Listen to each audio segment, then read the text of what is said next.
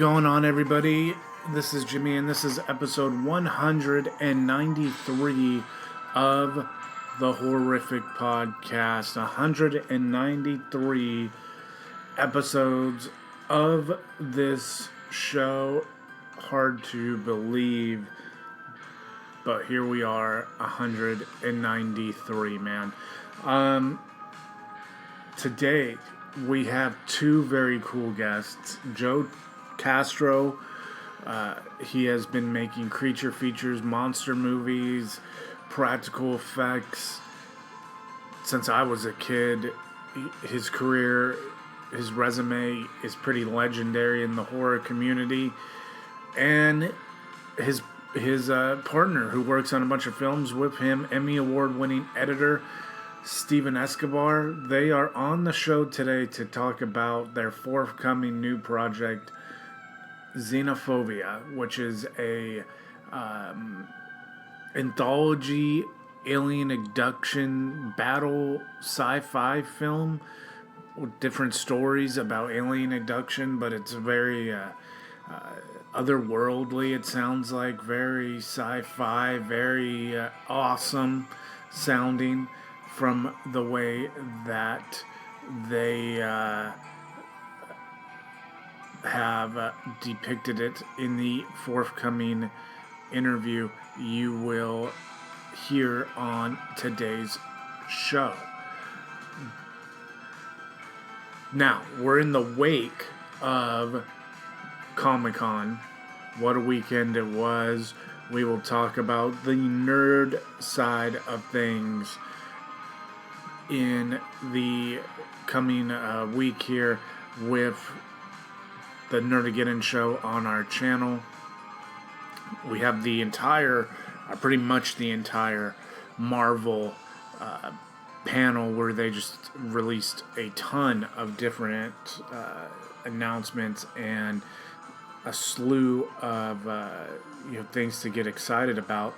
On the horror side of things, though, Marvel did say that Doctor Strange in the Multiverse of Madness is going to be a horror movie. That is exciting. But we do have some cool horror stuff for you to get excited about coming out of Comic-Con as well. I mean, Comic-Con is really its own thing, man. It has become, it's going to become a week-long thing eventually. I honestly believe that. But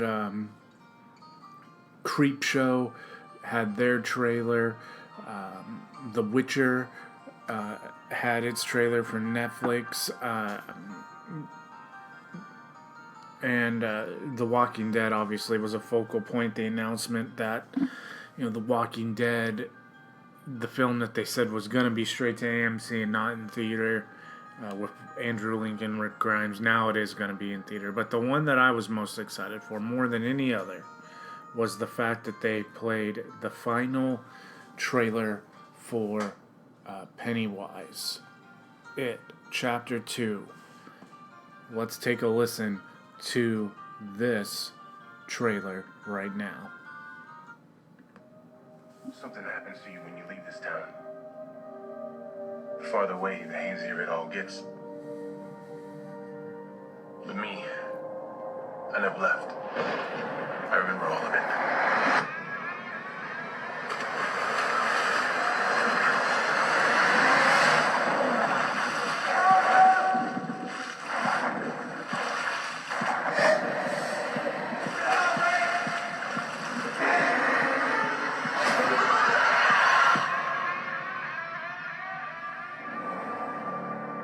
To the losers? We made an oath. I swear. If it isn't dead, if it ever comes back, we'll come back to it. We didn't stop it.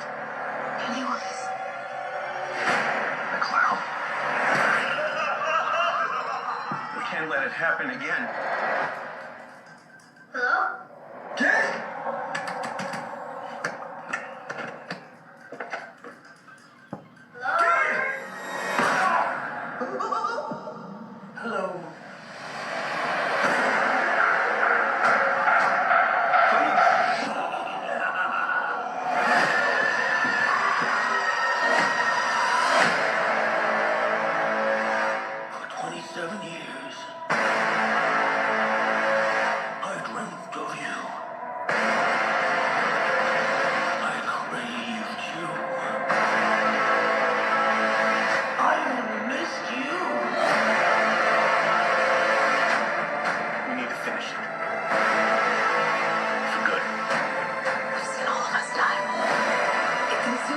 inside. Until we don't have a choice anymore. You lied. And I died. You lied. And I died.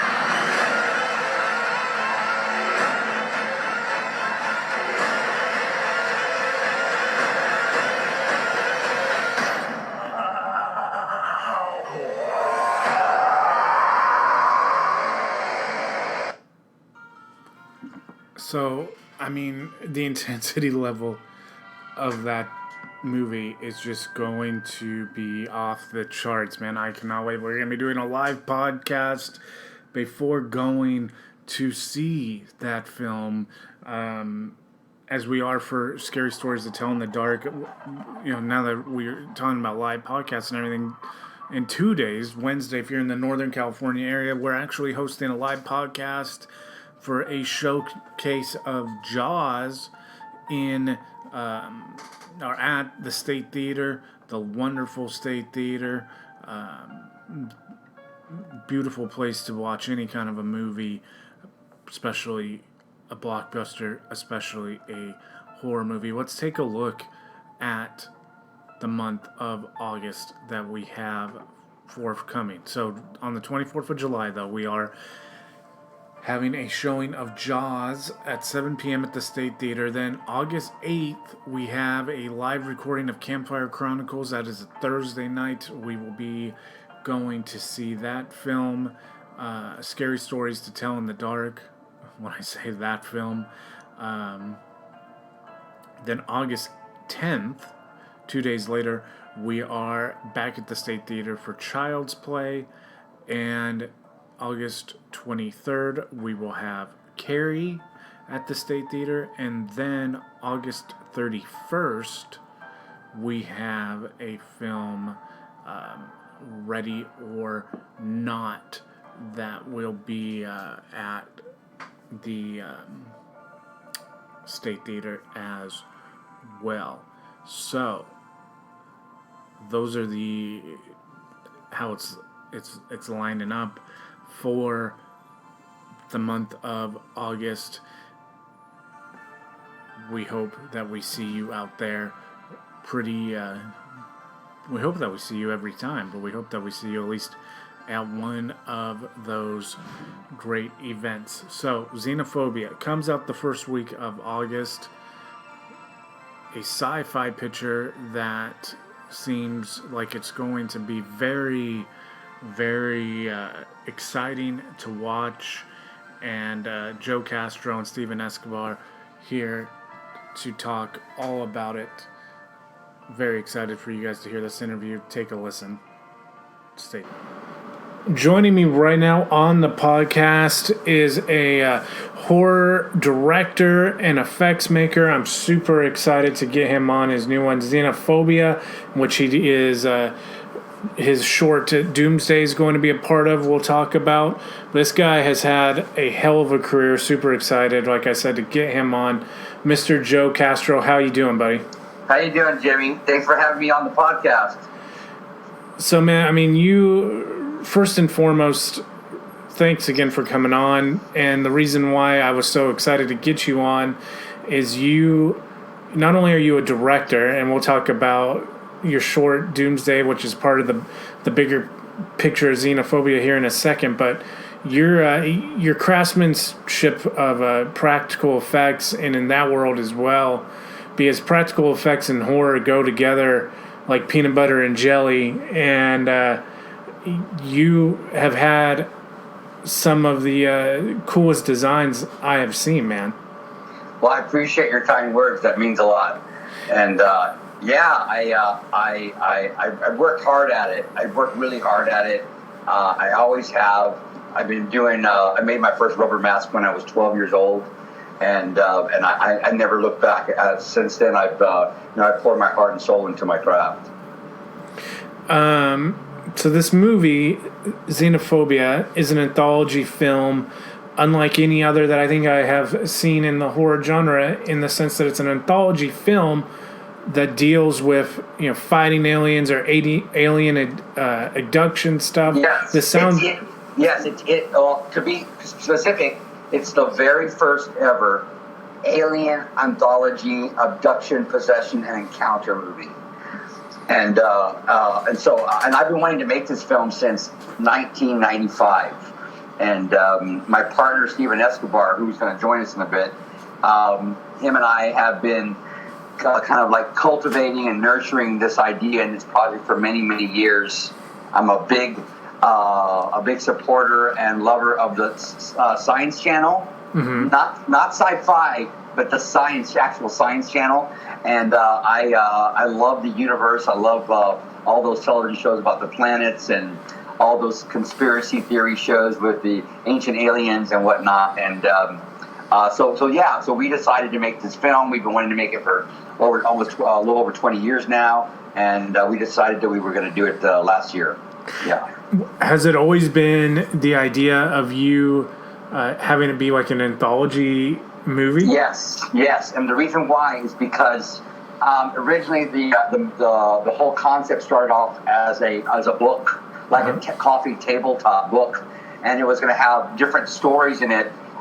Each story was going to contain a photograph that was going to be a kind of like a mockumentary style photograph that would picture a candid or an eyewitness encounter of someone taking a picture of an alien on planet Earth.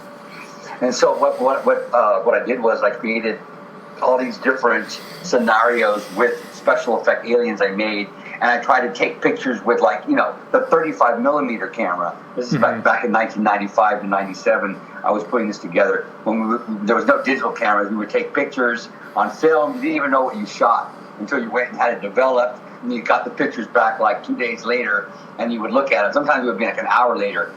You could pay for an express service, and I would try to shape the camera, make it look blurry, and this and that, and so I kind of nurtured this idea for a very long time, and we turned it into a calendar at one point, and Barnes and Nobles had it. They had it for 13 months. They passed on it, and so I've kind of always kept this whole idea of doing this kind of like anthology kind of entertainment piece with these different stories of alien abductions and encounters, and so finally all the stars aligned this last year, and we teamed up with a really good friend of mine, and he's a very talented director, producer, writer. His name is Thomas J. Churchill, and I worked with him 2 years ago on another project, an action film called Nation's Fire that should come out later on this year. But Thomas, he brought in his DP and his team of people, and together all three of us co-directed, co-wrote, and co-produced the entire picture. That's a really, really awesome story, buddy. The way that it's been, you can always tell when someone's making a film, especially now in being in film school and really studying all the making and the art to it. You can tell when someone's heart is really in something versus when they're doing it for a paycheck. And when you talk about this thing, I mean, you guys, your team, Stephen there with you, and James, this seems like this is very much a labor of love for you. Stephen, you want to come over and say hello? Talk about your piece a bit? Yeah, but what the best part about the whole picture is that each one of the directors really gets to hone in on their own portion. Here's my partner, Steven Escobar. He's also an Emmy award-winning editor, and he executive produced and co-wrote the film, and he also directs a portion of the movie. This is Jimmy. Hi, Jimmy. How's it going? Good, Stephen. How are you, man? Thank you for coming on. Thank you for having me. So you're on this, I know, in looking you up when Joe said you were going to be there, I know you primarily are in the editing field, which is another level of respect that I can only aspire to do, because I enjoy editing. But God, man, that work is tedious, and I think a lot of people who don't do it is if you don't do it, I don't think you have a full appreciation for it. So I congratulate you on your successes that you have had, and I'm stoked that you're part of this too. Oh, thank you. Everybody doesn't realize that editing is a silent art. Yeah. That doesn't get appreciated because you're not supposed to notice what we do as editors. Right. And Steven literally edited the entire picture by himself. without any input from either of the other two directors. And that's because we trust him so much. I mean, he has an Emmy for, he has an Emmy. Why would you want to question, try to fix something that's not broken or I love watching Steve do his craft. He's very, very good at it. And he truly brought all the pieces together. So with this, Stephen, what segment are you directing one as well? Yes, I directed the opening segment, which is a story that kind of begins the abduction sequence. Okay. And then I directed what you call the wraparounds. And Joe and I co-directed the second story out of the three. Star Child is what it's called. Star Child. Gotcha. And Joe, you also have one that you directed called Doomsday in this, correct? That's correct. That's correct. So with this, on other anthology films that we've either had multiple directors from or an overall cast that put it together from, it's always interesting to hear the different stories of development, because in some cases one segment is shot in Canada and one segment could be shot in Atlanta, and those two crews may not even cross paths except maybe at the premiere. But with this, you guys sound like, even though it's an anthology and we have these different stories that we're going to dive into, it seems like you guys were together for a lot of the production of the entire package. Yeah, I know that we first came together and talked with Thomas Churchill, who's the third director, and kind of gave him our broad idea, and we allowed him to create a story that would tie into the abduction theme. And as we were getting together, we would all collaborate and read each other's story, and then we all kind of I ended up coming back around and creating the wraparound that would tie all the stories together. The final piece of the wraparound literally encompasses an element from each of the stories in a very pertinent way that brings it all together. So it appears as though, even though it's an anthology film, it is one complete, solid 90-page script. That's awesome. It's always cool when there is some kind of a tie other than the theme that kind of, I don't know, for lack of a better term, visits or is a presence or something that connects all the characters, whether or not they interact with each other on screen. That's really cool. I think people that are truly respectful and interested in science fiction, actual science fiction, need that. And when we desire to have some sort of level of a realism attached to it, and they want to have their ability to understand and comprehend the details of otherworldly things challenged. And I think we pull some of that off with the film. So for each of you guys, what was it that got you? Was it a movie or a book or some kind of like late night Art Bell type show? What was it for each of you that turned you on to researching and kind of discovering that would lead to making this film for you in the topic of alien abduction? Wow. Well, I think the whole back in the mid '90s, I was working in Hollywood at a special effects studio, and at the time, a friend of mine and I were tossing around ideas of photography and aliens and whatnot. And we both kind of fueled each other's creativity, but we went our separate ways. And I continued on with it. I continued on with the piece, and I never let it go because I had such a deep fascination for aliens. And and then I met Steve in 1997, at the end of 1997, and I showed him the pictures that I had taken already, and. We've always had Steve's been my partner for 21 years, and we've always had a deep fascination for Star Trek, Star Wars, and anything science fiction. So it was a natural course of events for us to work on this together. How about with you, Steve? I guess for me, the fascination came when I was in middle school, and we used to have show called Boo back where I grew up, and they used to show a lot of science fiction and creature features. Mm-hmm. So that fascination was always like, I always liked that. And then when I did meet Joe, we were able to collaborate on this project he had, when I first met him. And every so often, every couple of years, that project we put together would pop up as we were cleaning. And we always said, we need to make this movie. We need to do something.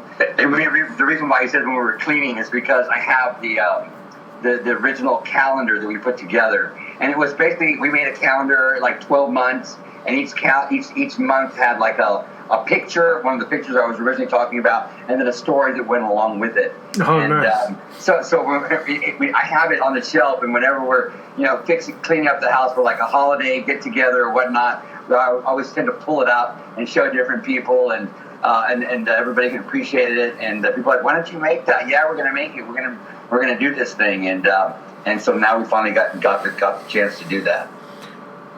And and another thing about it that really attracted me to actually making the project, or just fulfilling the project, was the fact that Steve and I have a deep appreciation for practical effects. There is some CGI in the film, but all of the alien stuff is done practically in the movie.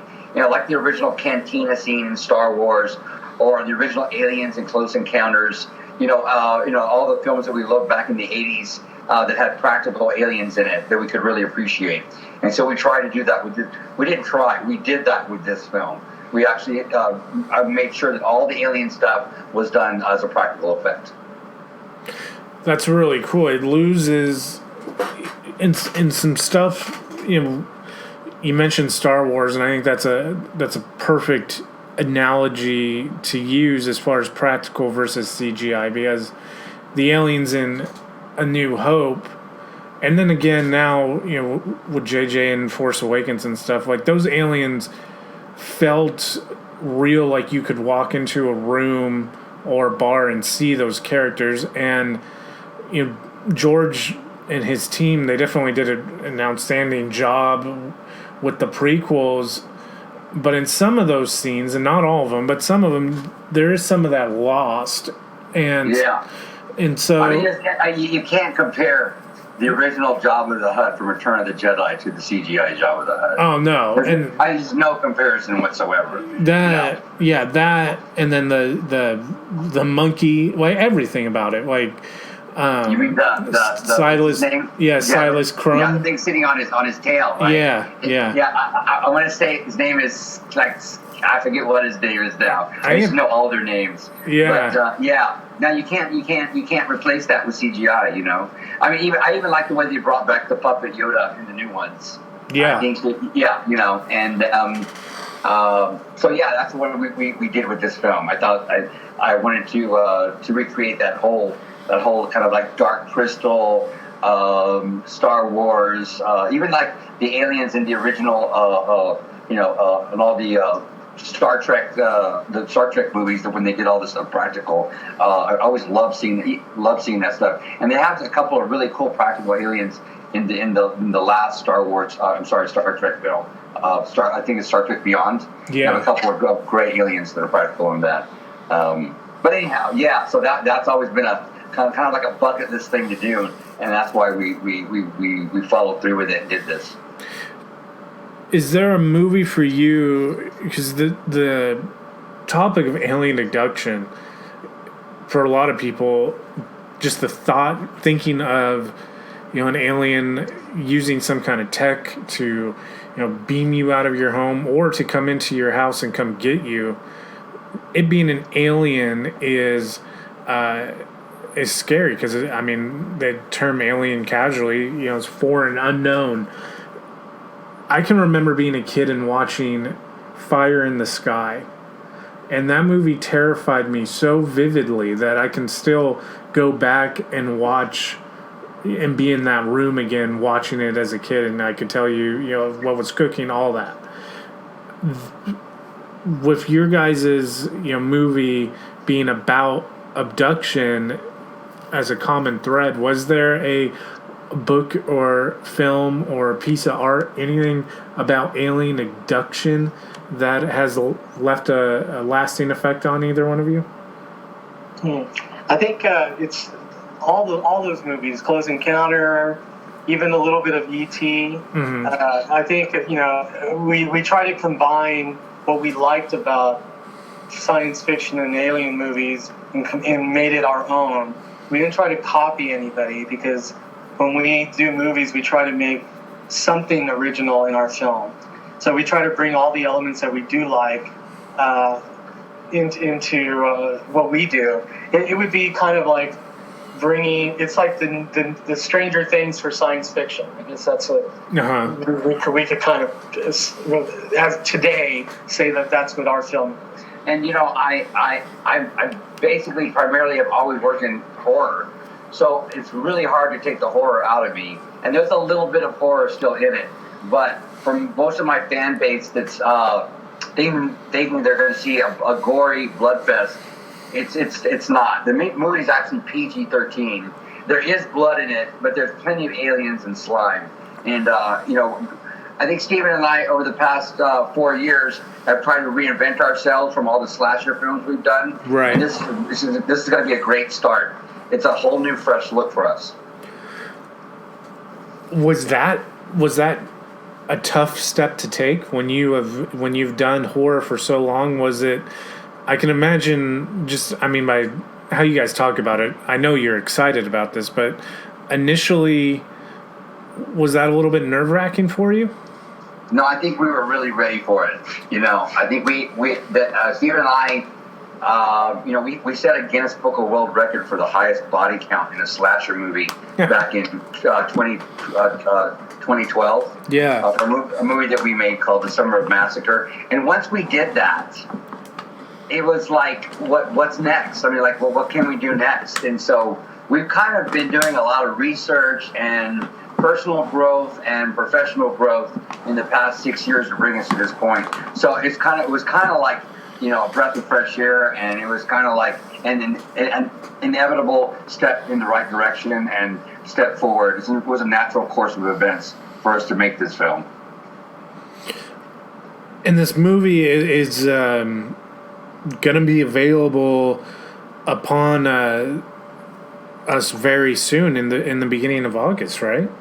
Yes, we're going to have our world premiere August 1st, and on August 6th, it will be available here in the U.S. and Canada on DVD and on video demand and cable outlets as well. Are you guys doing anything for the premiere? You guys going to do any wild stage an alien come in, abduct a person out of the crowd, or anything crazy? We're still actually just that's what I'm working on right now, just trying to secure everything for the premiere. And we have a couple of ideas, and we're going to be having it here in Los Angeles at the Landmark Theater. All right. And we're just we're excited about it, and we're without giving anything away in the movie, we're going to do something for the audience there. And I'm a little apprehensive about the whole thing. It's sold out right now. The RSVP has reached maximum capacity, so I am looking forward to it. But I also am going to be my biggest critic, and it's never going to be perfect. So I'm hoping we can just sit back and enjoy the show. That's interesting that you say that, because I know in the work that I have done, it is super nerve-wracking. It's even more nerve-wracking to showcase something that you've done to people that you know and people that you love, and that's both encouraging and nerve-wracking at the same time, to know that someone of your guys' stature, and to have the career that you have had, that you still get those butterflies. That's kind of cool to hear. Well, I don't think they ever go away. But Steve's giving me the signal. He has a deadline to meet this evening, so he's out of here. Steve, have a good rest of your day, and then we will talk with you more soon. Thank you for. I appreciate it. Thank you. Yeah, thank you for stopping by, Steve. That's awesome. All right.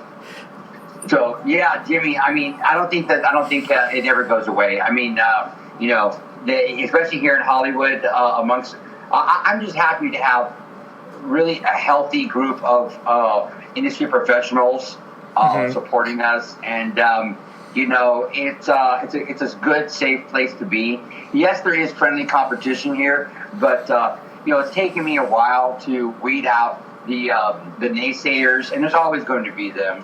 And to surround myself with people that are supportive and genuine and trustworthy and kind, and you know, I try to surround myself with people that are either as good as or better than me to hopefully build me up and help me to bring my A game to everything I work on.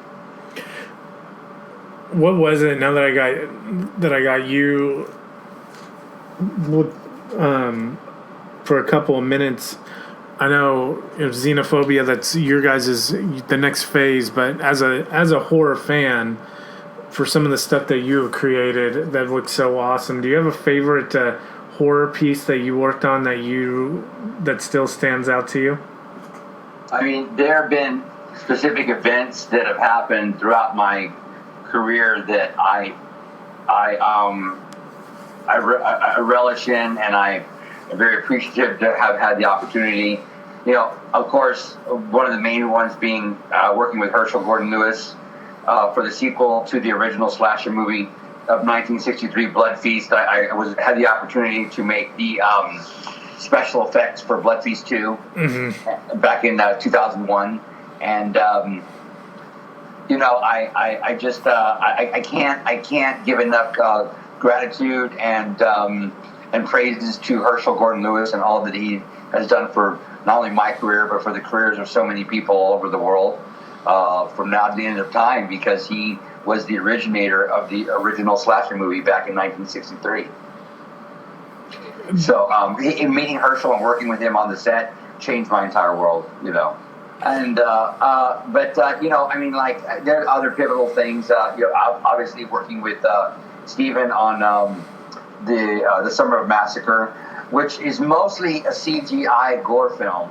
At the time, I was going to school to learn CGI and graphic effects at a place called Video Symphony here in Burbank, California. And so the movie was kind of my test run for all my school projects, and I was learning a lot of stuff at the time. So it's not what I would consider a complete polished film. It is what it is. I was a student at the time, but that was a pivotal turning point in my career as well, making the switch from practical to digital, and I have no regrets over that either. Yeah. That's super cool to be able to work with them as a student, because you're getting to really get that mentorship and being able to harness your craft. Oh yeah, no, working with Herschel, like, totally. You know, I was a quick learner. I've seen interviews online where he talked about working with me, and he said such kind things about how I was a quick learner and whatnot. And he changed my entire perception of what gore and blood work for the entertainment industry was all about. And you know, something I like to share with people in interviews that a lot of people know about, but a lot of people don't know about. Herschel has invented the original color red blood formula for the camera, because before he made Blood Feast, movie studios were not allowed to show blood on camera. It was considered rated X, and so he first exploited blood on color film, and he did his original blood formula. He told me his original blood formula in an interview that Stephen and I did with him, and so I'm one of the. I, to my knowledge, I'm the only person that knows that blood formula, and I kind of cherish that, and sometimes I'll like take a bottle of his blood to a movie set and use it to kind of bless the set with this Herschel Gordon Lewis blood formula, and it's just a really cool thing to be given, and I appreciate that he was able to give that to me. That is beyond awesome. That is like the ultimate family recipe, man. I thought when I bring it to set, people are like, "What's in it?" And I'm like, "I'm not going to tell you what's in it." The guy, like, gave it to me to cherish and nurture, and of course, one day I will have to give it to somebody else. Yeah, and I will. But I made a promise to Herschel before he passed that I would forever. Show everyone in the world the same kindness and respect that he showed me, and professionalism, to honor his name and his legacy and all that he did for me and everybody else for the horror, gore, splatter, blood community. that's awesome. That is a really awesome story to end it on, and we are out of time. But Joe, tell everybody. I know the movie comes out in just a couple weeks. Do you guys have like a social media account or anything? If people want to find me or Steven, you can come to my Facebook page. I'm on it every day. It's easy to reach out to me. Send me a message. I answer all my messages. You can reach me at facebook.com/joe.castro. And then you can reach Steven also through my page. And then there are other pages there that you can find. The Xenophobia page. Xenophobia, which means the fear of aliens, if you don't know what that means, is coming out August the 6th to video on demand and all home media platforms. And we're having the premiere August the 1st in Los Angeles. And I am really looking forward to everybody seeing it. And come to my Facebook page and say hello. Awesome, Joe. Thank you so much. Tell Steven thank you so much for taking the time out. We will have to schedule another time to do part 2 of this conversation. Absolutely, anytime. So there you go, man. Hope you enjoyed that interview with Joe and Steven. It was a lot of fun talking to those two, and I am very much looking forward to hearing from them again, but seeing their film in just a couple weeks. Later on this week, we will have the Campfire Chronicles return. We're going to be looking at the original Dawn of the Dead.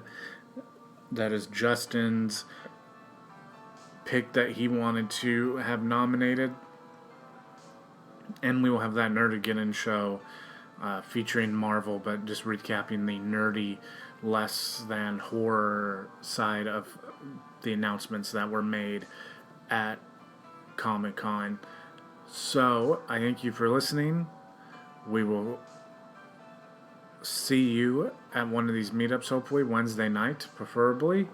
And if you can't get to Wednesday night, then you can always find the schedule where we're going to be and what we're doing at the Horrific Network on Facebook or Instagram, Twitter, all that good stuff. You'll be able to find any information that you're looking for on there, as well as all the new shows as they get posted. So, thank you one more time for listening to this week's Horrific Podcast, and I will be in your ears, hopefully, in a couple days for Campfire Chronicles. Take care, everybody.